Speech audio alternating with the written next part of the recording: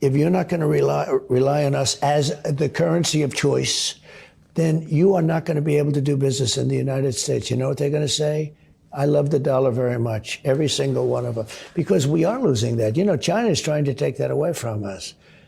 And I'll say, by the way, I'll say the same thing to China. Like I put a 27.5% tariff on cars from China. So they haven't been able to pillage our country and close up our factories and lose our jobs. Otherwise, they'd be selling cars in here like hotcakes. And if you take a look at what they're doing to Europe, China is destroying the automobile business of Europe.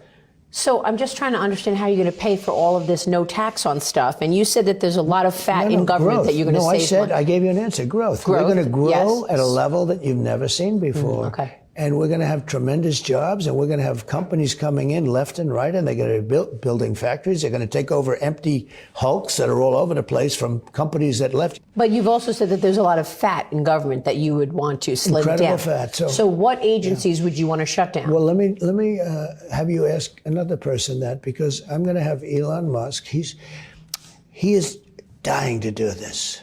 You know, he's a great business guy, actually. You think of him for science and rockets, and every time I think he's telling me about a new screw that was developed, he's developed a new screw. Screws are difficult, and it's made out of titanium, and it's so exciting. But you know what? He's a great business guy, and he's a great cost cutter. You've seen that. And he said, I could cut costs without affecting anybody. So he will be in the cabinet? Not in the cabinet. He doesn't want to be in the cabinet. He just wants to be in charge of cost cutting.